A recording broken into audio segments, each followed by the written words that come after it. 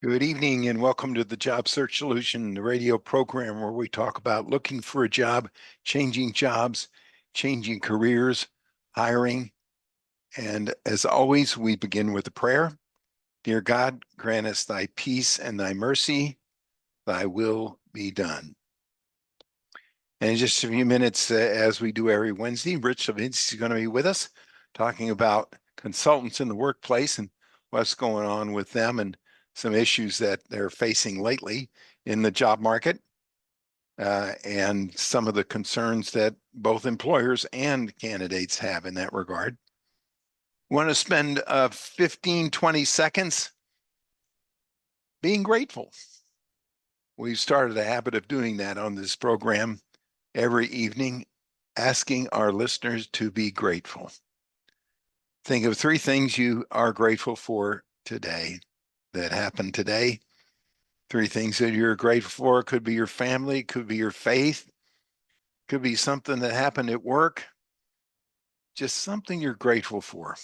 Just grateful for the moment. Grateful for just anything. Stop and think. It's certainly hard to be unhappy or in a bad mood when you're grateful. And we all have so much to be grateful for. Look at the rest of the world. I won't go into that, but we have so much to be grateful for, no matter what our situation is. We've been discussing in the last few episodes of these videos the book Resilience and the recommendations that at the end of the book, the authors give about how to become more resilient. I recommend that you read that book. If you're looking for a job, even if you're not looking for a job, just Resilience. It's phenomenal.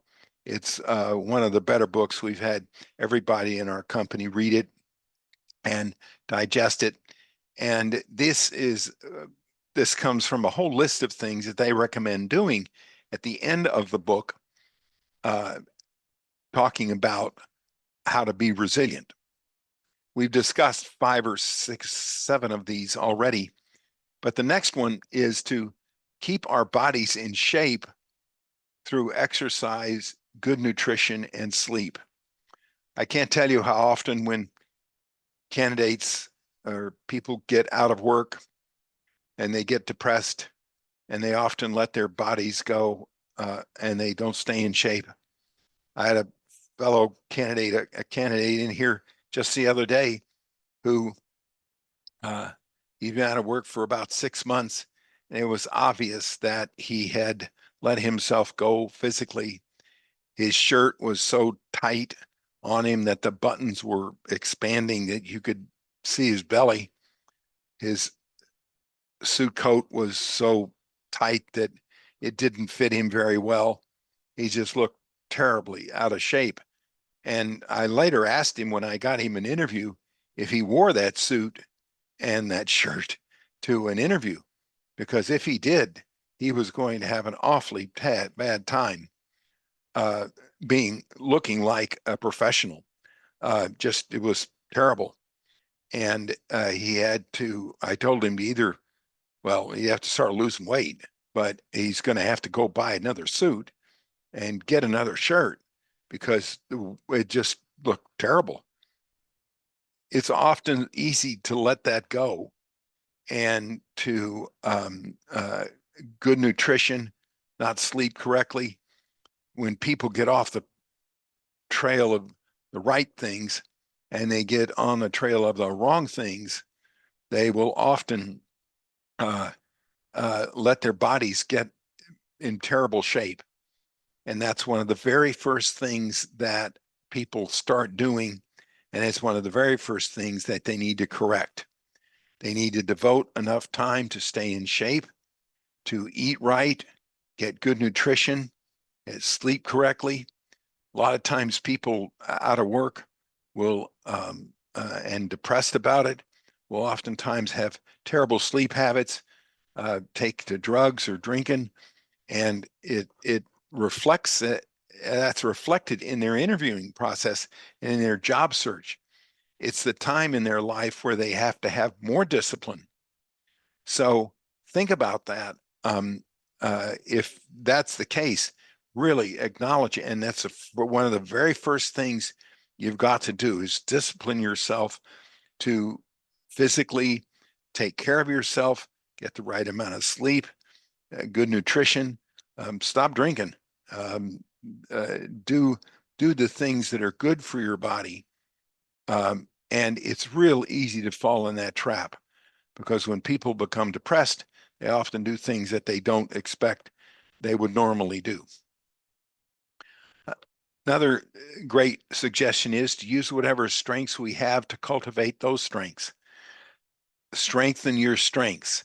A lot of times people recommend strengthen your weaknesses. I agree. You should strengthen your weaknesses, but strengthen your strengths. Don't let your strengths go away. Keep them up. If you have personal strengths of communicating well with people, keep them up. If you have personal strength of reading, keep up that reading habit. Keep up the issues about your self that you know are strong, because it'll strengthen the things that are weak. I had a candidate tell me not too long ago that he was very much of an introvert, and he really had trouble interviewing with people. But one of his strengths was he loved to read. So he bought books on, one of mine actually, on interviewing. And the more he read about interviewing, the more his strength in interviewing um, got, and he became better at it. Well, his strength to begin with was he was fairly much of an introvert, and his strength was reading. And so he read a lot about interviewing, and he became a better interviewer by doing that. Devoting time and energy to spirituality and religion. Oftentimes people don't start doing this until their back is against the wall. I tell you that is one of the strongest things that a person can do, most important things that a person can do in their job search and even in interviewing and hiring people, is have a strong spiritual life, prayer, uh, religious activity. When your spirit is strengthened, your mind and your heart and everything else is strengthened too. So you can't let that go. All right, we're going to take a short break. Stay tuned. This is Tony Bashir with the Job Search Solution.